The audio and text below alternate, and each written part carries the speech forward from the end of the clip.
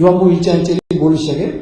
태초에 시작하네. 태초에 말씀이 계시니라. 이 말씀이 왜 예수님이라 그래요. 이 말씀이 하나님과 함께 계셨으니 그가 곧 하나님이라. 근데 만물이 그로 말미암아 지음받았어요. 창조를 얘기하고 있대요. 그래서 만물이 예수로 말미암아 지음받았다고 요한복음 가서 완전히 지금 이 땅에 오신 그 공관복음의 저자들과는 완전히 다른 시각을 가지고 지금 이게 시간을 확 뛰어넘은 거죠. 아주 먼 옛날, 그야말로 아주 먼 옛날에 이게. 그래서 요한복음에 보면 뭐라고 나옵니까?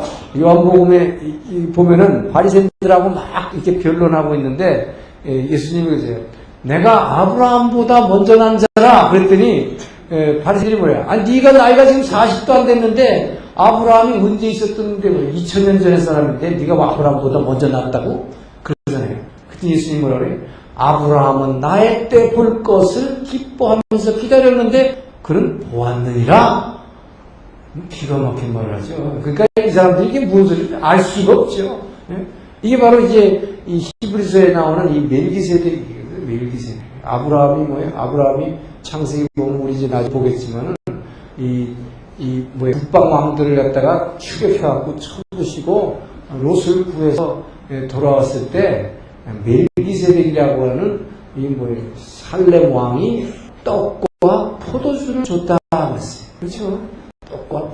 떡과 포도주를 줬고 그랬더니 아브라함은 11조를 그에게 드렸다. 그 히브리서에서 뭐라고 얘기하냐면 11조를 드렸다 하면 뭐예요? 자기보다 윗사람에게 드렸다 함이 아니냐. 근데 보통 11조라는 게 원래 누구한테 줘요? 아브라함의 후손인 한참 후손인 그것도 레위 족속 제사장에게 11조를 드리게 되는데 이 레위 족속 아직 나오지도 않았는데 아브라함이 그 11조를 드렸다 하면 뭐예요? 자기보다 훨씬 위에 있는 존재에게 드렸다 함이 아니뇨. 그게 누구냐? 예수. 그래서 그런 얘기를 이제 여러분도 지금 그런 얘기하니까 어떤 분이 해당하는 분들이 막 계세요. 아브라함이 예수를 만나. 이게 뭔 소리지? 그게 그냥 들으는 그 얘기가 안 돼요. 이게. 그래서 전체의 맥락을 성경의 맥을 알고서 이걸 보지 않고는 무슨 소리인지 모른다는 거죠. 그래서 히브리서의 저자도 뭐라 그러냐. 히브리서의 저자는 이상이라고 그러죠. 내가 멜기세덱에 대해서 너한테 할 말인데 너희에게 할 말이 지금 너무 많은데 너희가 지금 단단한 식물을 씹을 수 있는 그런 믿음을 못 가졌어. 너희는 젖먹이라. 그래서 내가 할 말이 많아. 여기서 생략하겠다 그랬어요. 그 초대교회 사람들이 좀 믿음이 좀 더 깊었으면 우리가 그 멜기세덱의 설명에 대해서 좀 더 분명하게 막 알 수가 있었을 텐데 단단한 식물을 너희들 씹을만한 그런 믿음하지 않겠다고 했어요. 그러니까 지금 여기 계신 분들 중에서 지금 그 말하니까 그게 뭔 소리일까 막 그러실 거예요. 이상하잖아요? 그게 뭐예요? 아직 그 믿음이 그런 수준으로 이해가 안 되는 거죠. 그래서 사도 요한은 이 시간의 개념을 확 뛰어넘었어요. 그게 뭐예요? 공간의 개념도 뛰어넘는 시간 공간의 개념을 초월한 것입니다. 공간의 개념이란 뭐예요? 이스라엘에 오신 베들레헴에 탄생하시고 갈릴리 오심과 예루살렘에 사역하시던 그 공간을 뛰어넘어서 하나님 나라에 있었던 일들을 막 얘기해요. 요한복음 10장 보면 뭐라고 그래요? 예수님이 기도가 나오는데 예수님이 뭐라고 그래요? 십자가 지시기 전에 막 그 아버지 하나님 기도하는데 뭐라고 그래요? 창세전에 아버지와 내가 함께 누렸던 그 영광을 지금도 내게 허락하여 주시옵소서. 자, 그러면서 그 창세전에 있었던 아버지와 내가 그 하늘나라에서 누렸던 그 사랑의 관계를 여러분 요한복음 17장 집에 가서 한번 당장 펴서 막 쫙 읽어보세요. 쫙 써놨어요. 그 태초에 말씀이 계시다. 이 태초부터 이 세상을 보이는 이 세상 만물을 지으시기 전에부터 그 하늘나라에 계셨던 그 예수님 아들과 아버지와의 그 사랑의 관계를 막 쫙 써놨다는 거예요. 자, 그래서 이 사도 요한은 그 얘기를 하고 있습니다. 자, 그러면서 이 사도 요한은 그렇기 때문에 이 신약을 말이죠. 성경의 맥을 잡아야 해서 제일 어려운 게 이 맥을 그냥 맥 잡기 위해서 제일 어려운 게 뭐냐면 이 복음서, 사복음서, 예수님의 생애를 이렇게 지금 우리는 뭐예요? 구약은 역사서를 중심으로 내가 분명히 잡혔어요. 근데 신약을 설명할 때는 이게 지금 아까도 말씀드린 대로 우선 공간복음 자체도 서로가 다른 이 이야기들이 많이 나오고, 그래서 이걸 전부 합쳐가지고 한번 예수님의 생애를 그냥 크로노로지컬리 좀 이 시대순으로 막 이렇게 정리하고 싶은 의욕들이 많이 있었는데, 그걸 하지 못한 게 사실 이 요한복음 때문에 그런 거예요. 왜냐? 이분은 기본적으로 시간 공간 개념을 뛰어넘어서 설명하기 때문에. 그래서 예수님이 여기로 갔다 저기로 갔다 하는 게 막 순서대로 이분이 기록한 게 아니다는 것이에요. 그렇기 때문에 다만 요한복음이 우리에게 단서를 주는 것은 오히려 이 공간복음은 예수님이 예루살렘에 한 번 간 걸로 되어 있고, 그 한 번 간 것이 십자가지 시위에서 방문한 걸로 하는 얘기로만 쭉 되어 있습니다. 근데 요한복음이 이 예루살렘을 말하자면 성전을 방문하신 것이 명절 때마다 가시게 되어 있는데, 네 번 가신 걸로 되어 있대요. 그래서 이 예수님이 공생애가 3년이었다라고 하는 분명한 단서를 이 요한복음에 올려주고 있어요. 그러니까 이게 참 재밌는 겁니다. 요한은 시간 공간을 뛰어넘어서 얘기를 하고 있는데, 오히려 이 세 사람이 시간 개념을 따라서 기록했다고 되어 있는데, 이분들의 얘기는 3년인지 5년인지 6년인지 없어요. 얼마 동안 예수님이 이 땅에 사역하셨지. 근데 우리가 3년 공생이라고 하는 것은 요한복음에서 예수님이 예루살렘 방문을 4번 하셨다라고 되어 있기 때문에 3년, 4번이라는 명절 사이에 3년을 이 땅에서 공생을 하셨다라는 것으로 분명히 그게 나타나는 거죠. 그러나 매 사건의 기록 하나하나가 전부 역사순으로 기록됐다라고는 믿기가 어려워요. 그래서 왜냐하면 3공간복음에는 예수님이 성전에 들어가지고 성전을 청소하시니까 막 이 노끈을 만들어가지고 처리하신 분이 십자가지 지기 위해서 들어오셨을 때 하신 사건이에요. 그런데 이 요한복음에 보면은 예수님이 제일 먼저 예루살렘 들어가서 공생 시작까지 그것부터 하셨다 이렇게 돼 있다고 그래요. 그러니까 이게 좀 헷갈려요. 우리가 성경을 읽다 보면. 그래서 이 복음서가 이 역사적으로 이걸 서로 다 엮어서 정리하기가 참 어렵습니다. 자, 이 사도 요한은 요한복음을 통해서 이 시간과 공간을 뛰어넘은 하나님의 아들, 자, 하나님의 아들을 얘기하고 계시는데, 근데 이분은 그렇다고 해서 하늘에 계신 하나님의 아들 이 얘기만 관심을 갖고 있냐? 그게 아니에요. 이 땅에 오신 예수님의 얘기를 당연히 하면서, 그러나 그분은 하늘에 계셨던 하나님이요, 지금도 하늘에 계신 하나님입니다. 지금도 보좌 옆에 계신 하나님, 이걸 강조하고, 그러니까 이 두 가지를 다 우리가 그 개념을 가지고 요한복음을 읽어야 되는 거예요. 그러니까 하늘에 헬려터 계셨던 그 아들이 이 땅에 와서 하시고 3년간 하시고 다시 올라가신 분이다. 그 얘기를 하고 있어요. 그래서 하늘과 땅을 어떤 식으로라도 하늘과 땅을 연결해야 되는데, 이 하늘과 땅의 중보자가 필요했는데, 하늘과 땅의 이 경계를 넘는 것은 죽음이 경계를 넘을 수가 없기 때문에, 그 죽음의 경계를 그 하늘의 아버지와 영원전부터 함께 영화를 나누셨던 그분을 죽음이라는 관문을 통해서 이 경계를 뚫게 하셨다라고 하는 그 위대한 놀라운 얘기를 하고 있는 거예요. 그래서 아주 요한복음이 위대한 것입니다. 자, 그런데 이분은, 그 하나님의 아들은, 이분은 우리에게 사도 요한은 끊임없이 강조하면서, 예를 들어서 마태복음은 주제별로 얘기를 하라 그러면, 이 마태는 하나님 나라에 대해서 끊임없이 얘기하고 있어요. 그죠? 그리고 이 누가는 성령에 대해서 얘기하고 있어요. 이방을 비추는 빛이다. 이방까지 땅 끝 전도. 이게 전부 뭡니까? 성령이 아니고는 교회가 탄생할 수가 없기 때문에. 그래서 누가는 성령. 그리고 마가는 뭡니까? 죄인이라는 관점. 죄에 대한 관점. 그래서 이 죄의 문제, 고난의 문제, 고난과 죄. 그렇다면 요한복음이라는 건 뭐냐? 요한복음은 이 생명을 다루고 있다. 요한복음의 주제는 끊임없이 생명. 자, 그래서 이 생명인데 이것도 영원한 생명이다. 요한복음 3장 16절, 하나님이 세상을 이처럼 독생자를 주셨으니 이는 누구든지 저를 믿는 자마다 영생을 얻게 하려 함이라. 요한복음 5장 24절, 내 말을 듣고 나 보내신 이를 믿는 자는 뭘 얻었고? 영생을 얻었고, eternal life. 그 생명도 영원한 생명이다. 또 뭐예요? 내가 길이요 진리요 뭐라? 생명이니. 예? 요한복음 6장 13절, 뭐 살리는 것은 영이요 육은 무익하니라. 내가 너에게 이런 말이 곧 뭐라? 영이요 생명이라. 하여튼 요한복음은 끊임없이 생명. 이 예수님께서 이 땅에 왜 오셨느냐? 너에게 생명 주시러 오셨다. 이 생명은 영원한 생명이다. 이 영원한 생명이다. 이 영원한 생명을 이 안에 가지고 이 안에서 그 영원한 생명이 뭐예요? 열매 맺어가는 거. 이게 천국을 이루는 것이다. 그 얘기를 하고 있다. 그래서 이 요한복음은 끊임없이 우리에게 이 생명에 대해서 얘기하고 있다. 그래서 하나님께서 우리를 교회를 통해서 이 주시는 축복은 이 생명을 주시는 축복이다. 생명을 주시는 축복이다. 자, 그래서 이 사복음서는 지금 이와 같이 이제 복음서를 통해서 우리에게 주는 메시지는 뭐냐? 자, 복음서의 이 사복음서 전체의 메시지입니다. 이 전체의 메시지는 결국 뭡니까? 전체의 메시지는 십자가에도 옵니다. 십자가에도. 뭐 중간에 무슨 얘기를 했고 어디에 초점을 맞춰서 예수님을 설명했던 간에 결국 뭐 이 예수님 땅에 오신 건 뭐냐? 십자가 지시러 오셨다. 십자가의 도다.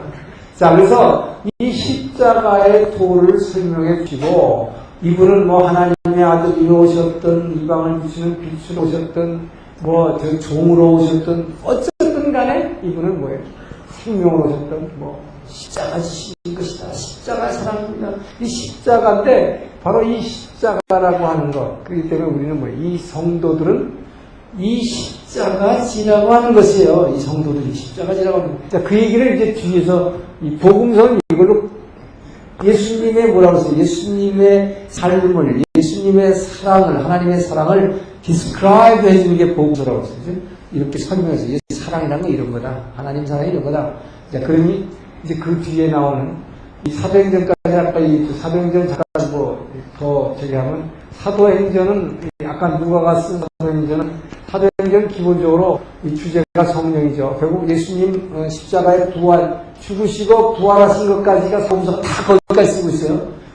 그런데 누가는 부활하셔가지고 승천 것까지 썼어요. 누가복음 끝에다가. 그래놓고 다시 사도행전을 쓰면서 이 데오비더 각하여, 내가 전에 쓴 편지에서 예수님이 죽으시고 부활했는데 그분은 다른 세 사람은 안 썼지만 하늘로 올라가라고 얘기했습니다. 요 얘기부터 다시 하겠습니다. 그러면서 사도행전을 시작한 거예요.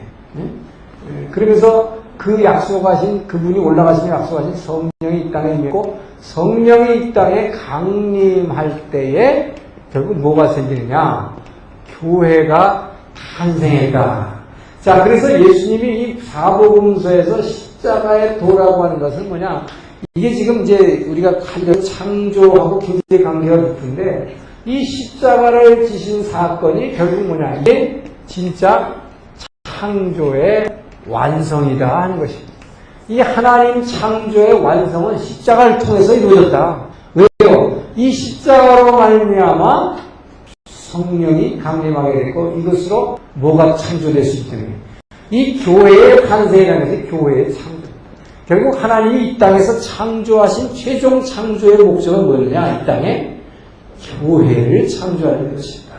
이 땅에 교회를 지으시려는 그 하나님은 자, 창세기 1장에서 이제 우리가 공부하는 창세기 1장에서 나오는 그 천지창조라는 건 뭐냐? 이 천지창조라는 것은 교회를 창조하기 위한 자, 이 천지창조는 창세기 1장 천지창조는 뭐예요?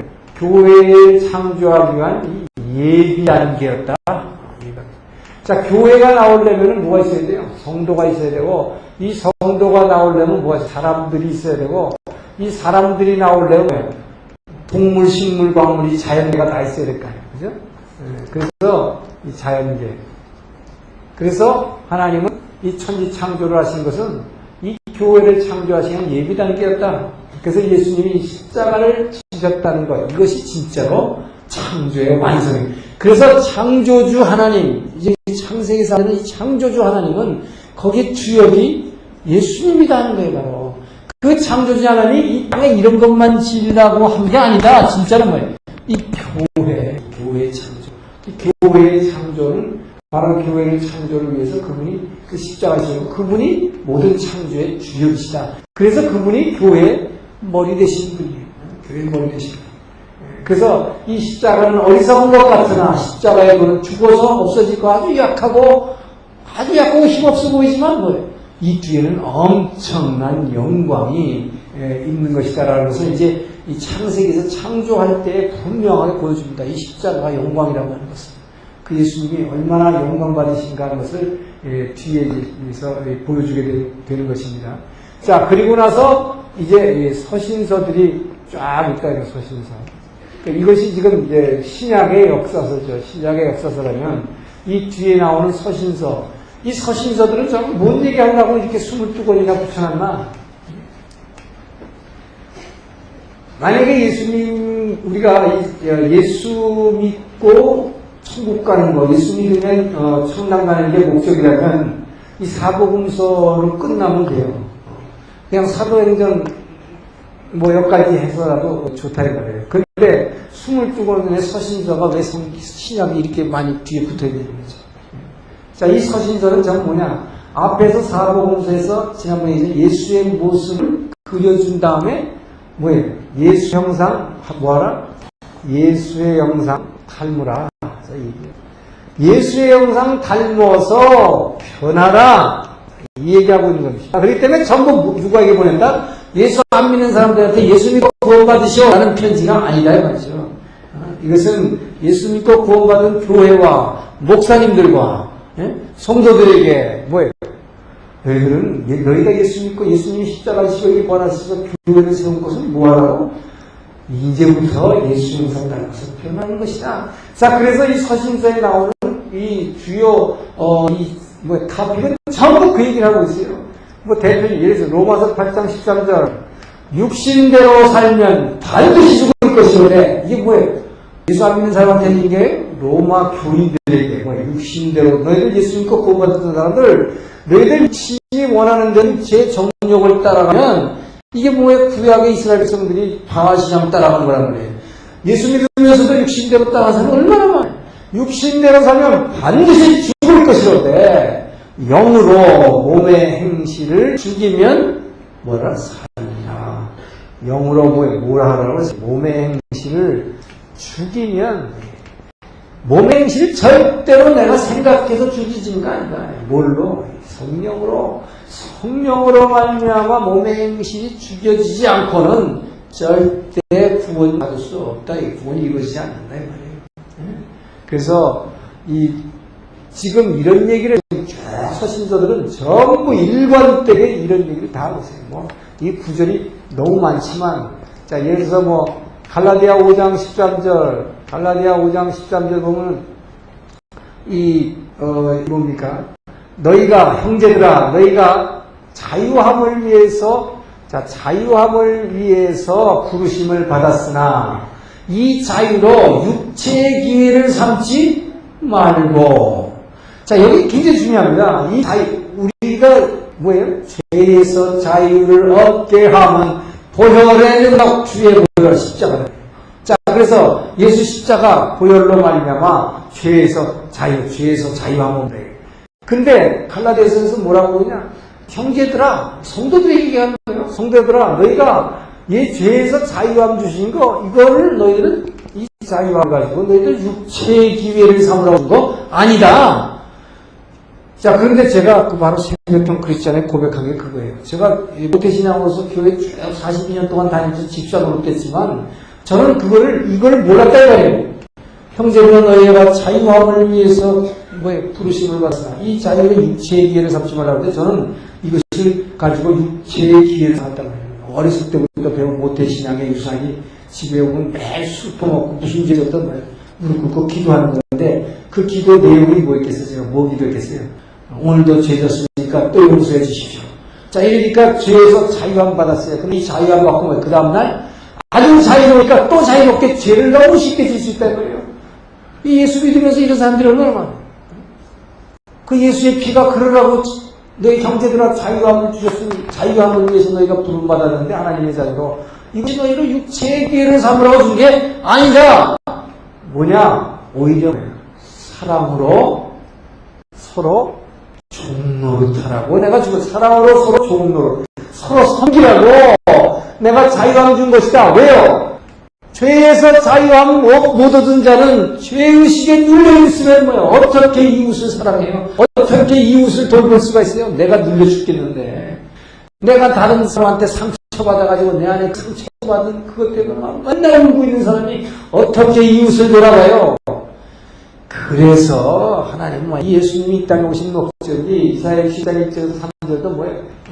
아까 봤지만 뭐야? 하나님께서 뭐야? 내게 기름 부으사 나를 보내사 포로된 자에게 자유를, 죄에 포로된 자에게 자유를, 눌린 자에게 노임을, 뭐예요? 사람 상처에 눌려있는 사람에게 노임을, 여호와의 신원의 해를 선포하기 위해서, 신년을 선포하기 위해서 자유함 주려고 내가 왔다. 그게 바로 죄에서 자유, 상처의 자유. 그 다음에 뭐예요? 우리가 제일 눌리는 게 우리 환경에 눌려요, 환경. 자, 우리가 여러분 예수 믿고 구원받았다는 게 엄청난 것입니다. 우리가 예수의 영이 우리 안에 들어왔다는 게 엄청난 게, 자, 이 십자가의 피 보혈로 말미암아서 예수의 영이 우리 안에 오는 뭐라고 하는가? 죄를 고백하면 죄에서 해방되고 벗어나고, 상처를 하나님 고백하면 상처가 우리에게서 치유되고. 자, 그런데 이 환경, 우리가 제일 사람들이 약한 게 환경이라고요, 환경. 환경이 좋을 때는 예수 잘 믿어요. 할렐루야 하면서. 그런데 뭐예요? 갑자기 뭐 병이 나가지고 뭐 중도에 하나님 왜 나를 이렇게 칩니까? 거기다 뭐예요? 내가 어디 좋은 자리 가려고 만약 그동안은 맨날 기도했는데 그 자리 떨어졌어.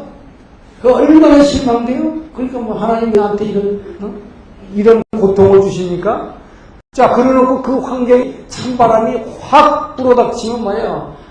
봄날에는 할렐루야 그냥 됐다 이랬는데 찬바람이 확 불어치면 사람이 환경에 꽉 내어버린다 이거예요. 그래서 이게 이 사람은 식물인간만 식물 단계로 떨어뜨려버리는 거거든요. 이게 식물은 뭐예요? 환경에 꼼짝을 못하는 게 식물이에요. 움직일 수가 없으니까. 그 사람은 식물 만들고 그래서 환경에 꼼짝 못하게 하는 게 식물 단계고, 사람은 뭐예요? 먹고 마시고 싸는 데 관심 갖게 하는 게 동물 단계고요.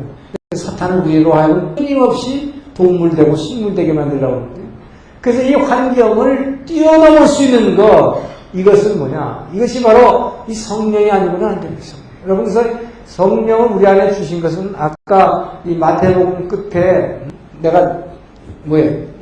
땅 끝, 아니면 이 땅 마지막 날까지 너희와 영원히 함께 있으리라. 이 영원히 함께 있으리라 라고 약속하신 것은 성령으로 함께 계시겠다고 약속하셨다고 했어요. 그렇죠?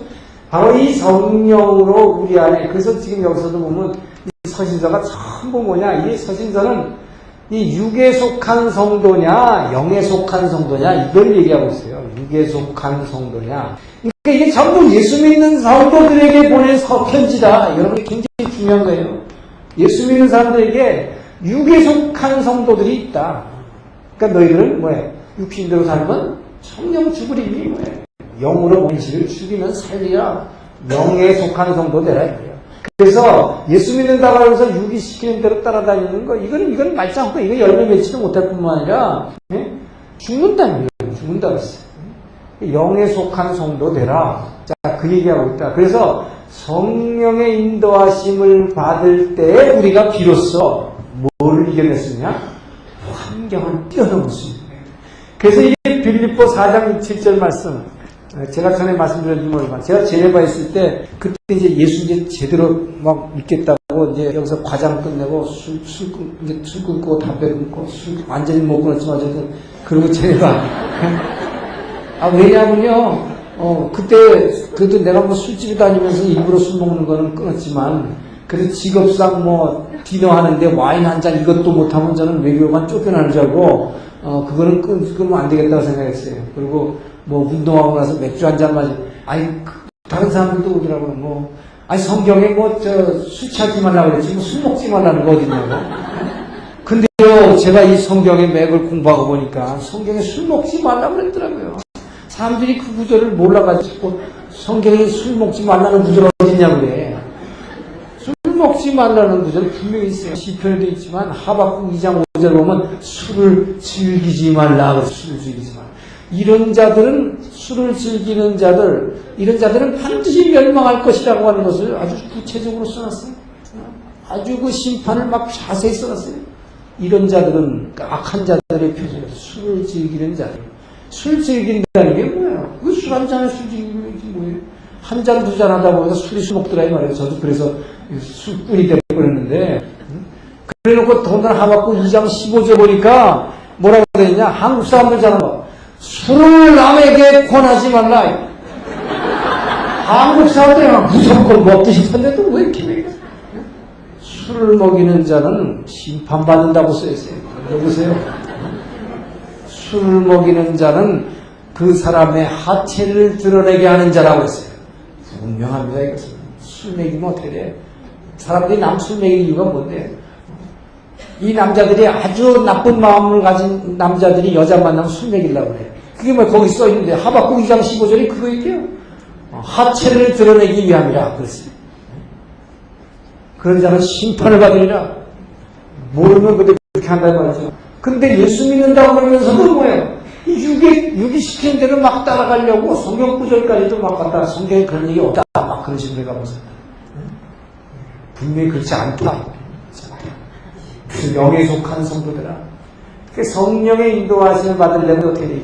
기도하지 않으면 성령의 인도하심 받을 수 없다. 말씀만 가지고는 안 된다. 말씀만 가지고. 제가 이제 나중에 이 창조론을 할 때는 이제 이게 기도에 대해서 나오기 때문에 그때 가서 나오겠지만 이 성령이 안에서 역사하게 하려면 하여튼 기도하지 않으면 안 돼. 이 성경 말씀에서 이렇게 배우기만 해갖고 안 된다. 그래서 제가 그렇게 끊임없이 기도를 강조하는데 어쨌든 그래서 우리가 기도 생활할 때에 날마다 새벽을 깨우고 기도하는 자에게 성령이 내 안에서 뭉클뭉클 그 보지 않는 하나님의 사랑을 이 안에서 막 전달하기 시작할 때에 뭐예요? 나도 모르게 이 육을 즐기던 것들이 점점 나도 모르게 끊어져 가는 거지 내가 작심하고 끊으려서 끊어지는 거 아니에요.